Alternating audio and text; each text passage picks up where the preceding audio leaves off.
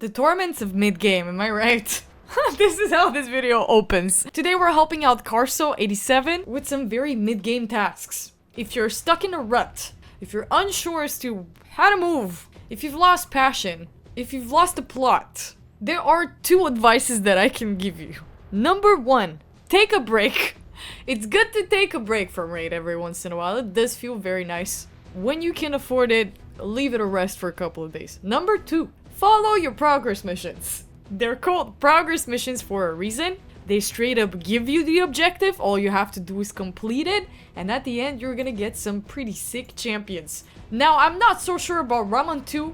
When I saw your account, we're gonna go and give people the context in a second as well, but Marius is definitely worth going for. If you're unsure on how to move, refer to your Marius missions. Try to get them done before the Raman 2 ones even. So we will help you with that. Don't forget to use my promo link to get yourself a free legendary Rafma tab, as well as the epics Takeover, Ugo, and Lady Quillen as you level up. Here's how to do it. Log out of Plarium Play on PC and uninstall. Click the link in the description and register with a brand new email. Launch raid and complete the tutorial.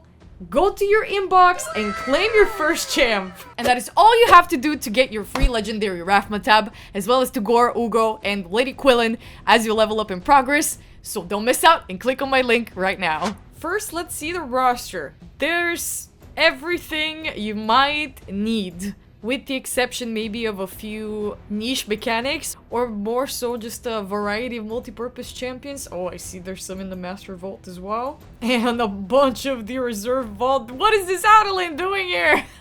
She's trapped. A lot of food. I'm happy to see that you're working on food actively. This is gonna help you in champion trainings a bunch. That's a good roster. Well, whoever you've built out is a great champion. Whoever you're still building out is also a great pick.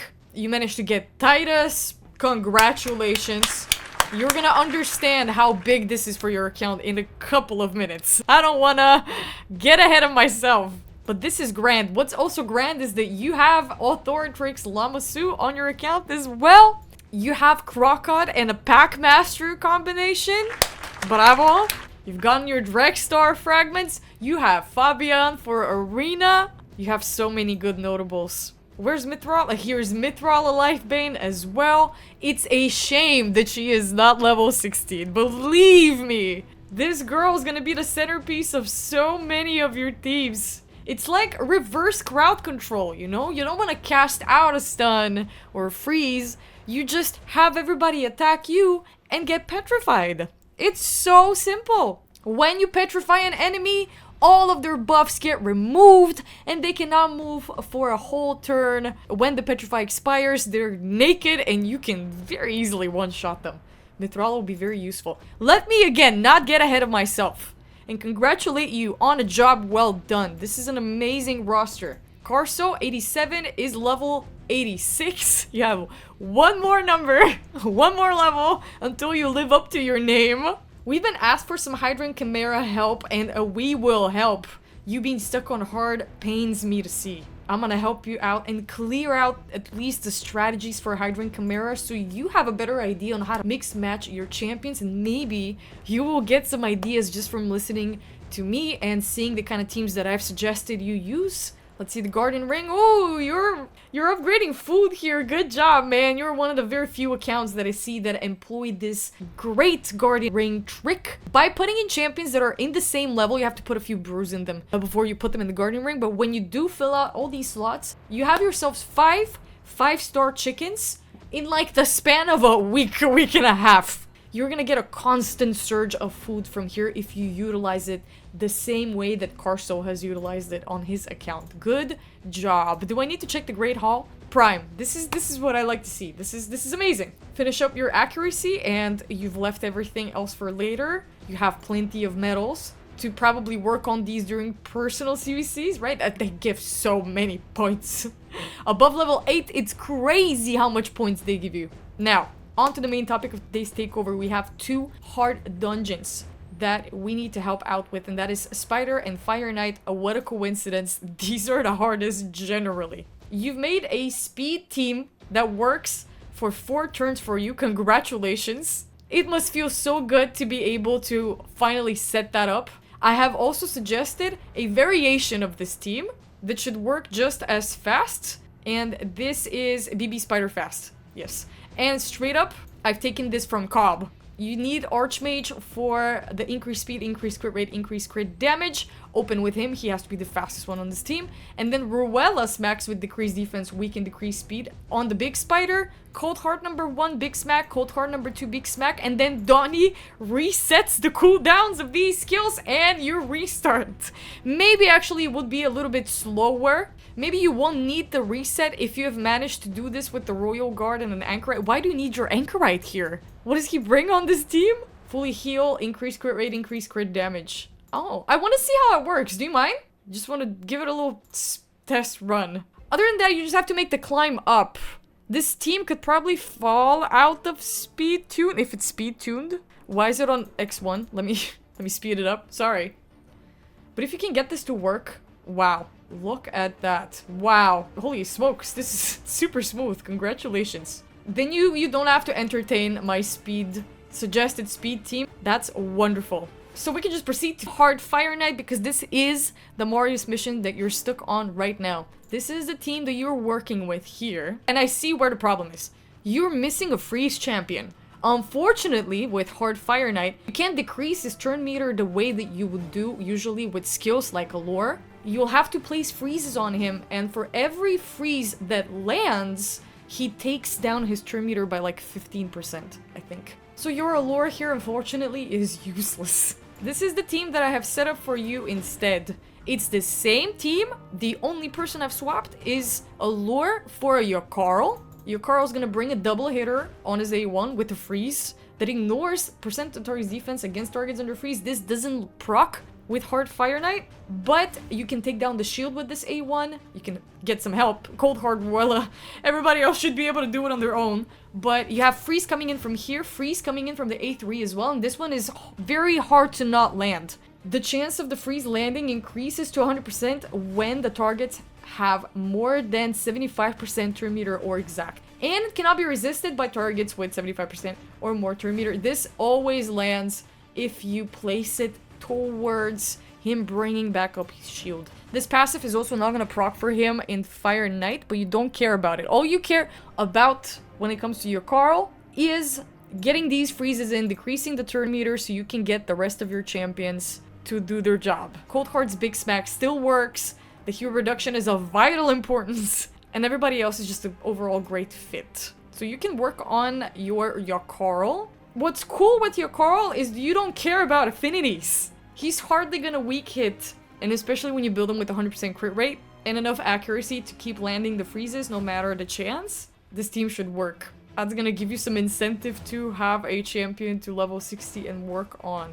And isn't it so cool that he's free? And we're moving on to Clan Boss, guys. We're moving on to Hydra and Chimera territory. We have put in a key in what, not hard, normal? Nor, where is your key? Carso, I found you. This is the team that you have going on. Wait, let's see it from here. Sorry. So you have Stultus, Gnishak, Sil, Grakus, Seeker, and Cold Heart. I do not like the use of Cold Heart on this team. I also think that you're missing some vital mechanics, like Veil. You do not have a Veiler. Let's go into his skill book and can we from here? No, I'll have to go back. Grakus has a chance of placing a block buff, debuff on each enemy for 2 turns here and a decreased defense, which is great. However, he doesn't... Oh, maybe he has enough speed to land it first? Maybe? But what I do not like is that he comes with this block damage here. And it's a little scary if you don't have a reliable provoker for the Head of Mischief to not spread that block damage to the rest of the heads. Now, with block debuffs, you're safe with at least not having this block damage disperse. If they try to steal it, they'll be blocked, but you'll get it removed. Another thing that I'm seeing here is you don't have a reliable AoE provoker. Your Seeker is a single target provoke. And while, yes, that could help, I figured out a more reliable way for you to crowd control the heads at all times. Generally, I've revamped your team, or I've suggested a second one, and this is how it goes. And let me elaborate. Lamasu brings a very reliable block buffs and decreased speed on the same skill. You open with this. She has a full reset and a 50 turn meter fill on a full debuff removal and an intercept stack on a chosen ally. This is a beautiful skill. Really helps also that her A1 has a AoE decrease attack. On her passive, you don't concern yourself with the sheep debuff immunity, but each debuff placed by this champion decreases the target's turn meter by 5% and permanently decreases the resistance and accuracy by 10. That stacks up to 100. This is gonna play out in a longer fight. Mithrala. And now we get to Mithrala, right? Hex, very important to spread some damage, to make more damage, and in case the provoke runs out or something happens and it doesn't land on the champions and you want to disable this stupid Head of Mischief skill, all you have to do is place a Hex. So you got that covered. Increase defense, increase attack on all allies for 2 turns. A full debuff removal with strengthen and a shield. And this shield is important and hold on to it. Equal to 30% of her max HP on all allies for 2 turns. Take that down to a 3-turn cooldown. It's of vital importance for this team to work. This petrification is not gonna land, but she's gonna still increase her resistance and increase subsequently her accuracy as well. So she's definitely gonna be landing these hexes and these poisons on her A1. Drexstar, I've put as your AoE provoker that doubles down as a burner, because it's always nice to have AoE burn. For Hydra, this is your Head of Mischief provoke. When it hits you, you're gonna reflect back an HP burn, decrease attack if the provoke lands. On his A1, he still has a chance of placing an HP burn and healing Drexstar by 20% the damage inflicted if this burn lands. The passive is what makes this tank provoke skill useful compared to just a regular AoE provoke, which you could have brought with, say, Vizix. She's a free champion. She's also Void Affinity. But why I chose Drexstar is for that extra HP burn chance and for his resistance increasing by 10 for every enemy under an HP burn. That stacks up to 50, so he's mostly gonna be at 40 plus resistance at all times. Titus! And I cannot believe that this Titus is sitting at level 50, considering that you have shield champions. And he's such a big thing on YouTube right now. So many people are talking about crazy broken Titus teams. Granted, you need particular champions to pull these off. But I'm thinking, because you have a shield here from Mithril that's quite big anyway, it's on a 3-turn cooldown, so it's quite quick. This Titus could shine. So this is what he brings. This block active skills, you don't really need for Hydra. I don't think that lands on them anyway, but forget about the A1. A2 always crits if he's under a shield, and the attack by itself gains a damage boost equal to the percentage difference between his max HP and the value of any shield buffs on him. He removes all debuffs from all allies when he kills a target. This doesn't proc in Hydra, but if the target survives, he places a provoke on all enemies for 1 turn instead. And this provoke cannot be resisted if he's under a shield, so he's your double down provoker in case the Hydra heads manage to somehow cleanse themselves through all of that. And this is the reason why I haven't involved a reviver or anything of the sort here. Though you might need some passive healing. And I'm gonna tell you where you could slot that passive healing. This team should do just fine without it. A3. Places strong ally protection, strong increased attack, strong increased speed on a single ally for 2 turns. Fills that ally's turn meter by 40%. Instantly activates this skill at the end of an ally's turn if that ally has no buffs and their HP is lower than 100%. Take that down to a 3-turn cooldown. Generally work on Titus as well. For Lord and Land, this passive, very crucial. Each time an enemy hits an ally, that ally's next attack will deal 10% more damage for each hit they take. Stacks up to 100%. Damage increase resets after that ally deals damage. Why I have Nishak here? Honestly, for a strong nuke, you might need another strong nuke on this team. Anyone will do.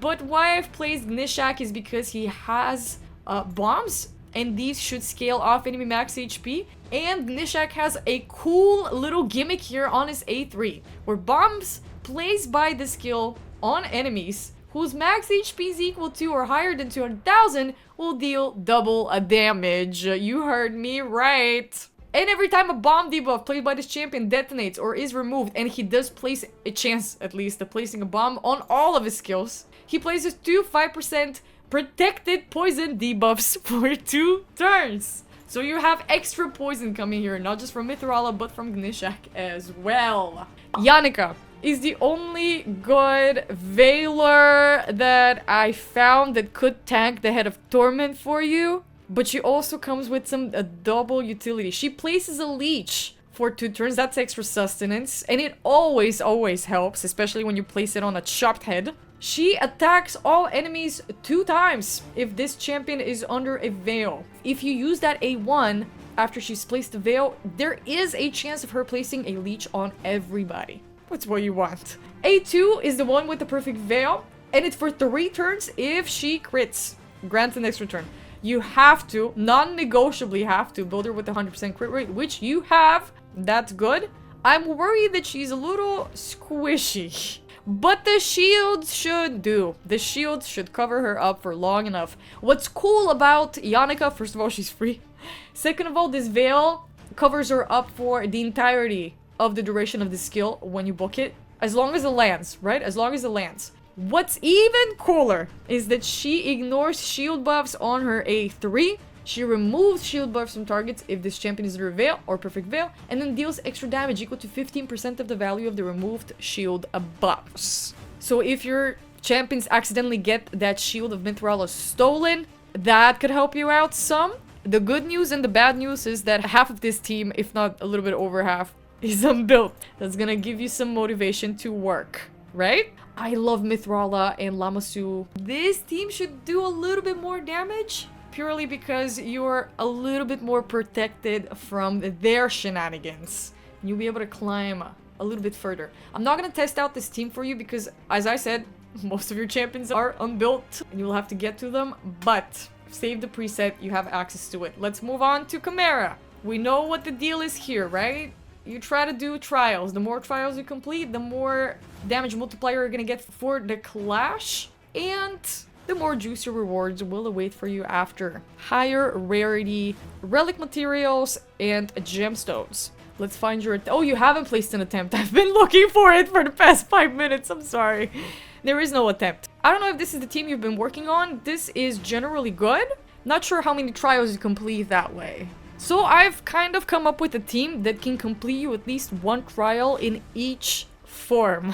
Let me elaborate. This is the team that I've picked out for you. Again, block buffs, decrease speed because this True Fear doesn't land on bosses. And there is a Ram trial that asks you to put it under True Fear or Fear. You're gonna have to wait for Lydia for that. And you can definitely swap her in the place of someone here when you do get her. Okay, we already talked about Lamassu and why I like using her everywhere. I literally spam her in all of my teams. The speed orally helps a lot. It applies in all battles, 24%. Pretty nice. We already talked about Titus. He plays the block active skills on top of that, and this block active skills is needed for a Viper trial. The shield damage multiplier is really gonna help you complete that one Lion trial, and so is a block damage. So I've involved Gracchus back on your team. The increased defense as well. The decreased defense, I'm almost sure, and it's a double down on the block buffs. The block buffs is mostly for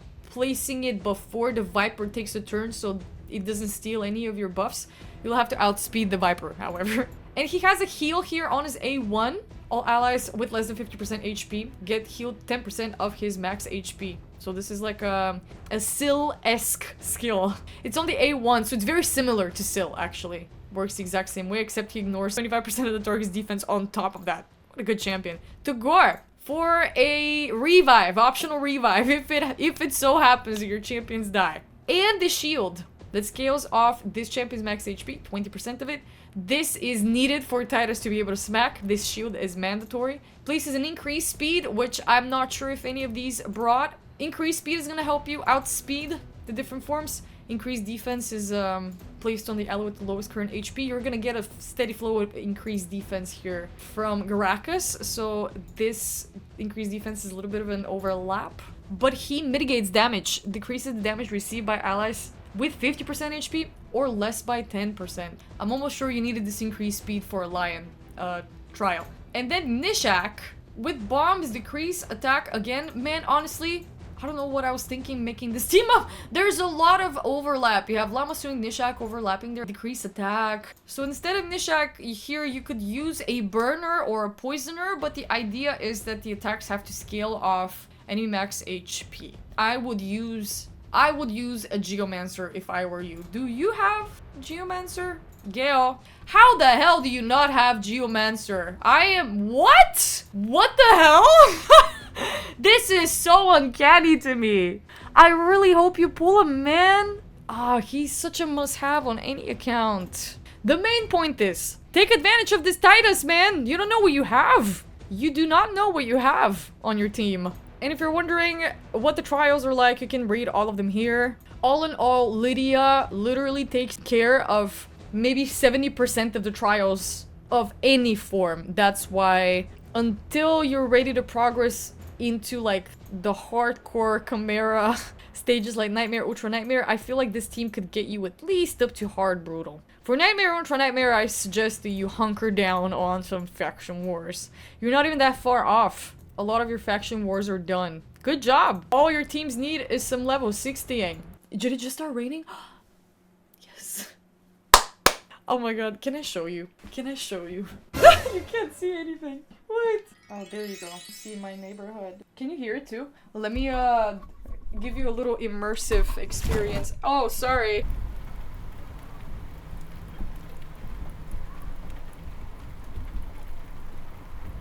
If all else fails, I'll just open an ASMR channel and I'll post rain live streams. Just 10 hours live stream of rain with thunderstorm, uninterrupted without ads. I think this would pop off on the internet. I've given you some suggestions. I've given you some thoughts to consider, some food for thought. Warm it up in the microwave. Sit on it. Think about it. I hope that giving you these couple of champions are gonna help you stay narrow and focused about how to progress. But again, when in doubt, Marius it out. If you want an account takeover, hit up my Discord. You can find a link down in the description box. Under this video, under all my videos. I am currently gone, but when I come back, I will start getting to them. Thank you so much for watching, and I will catch you again in the next one tomorrow. Bye!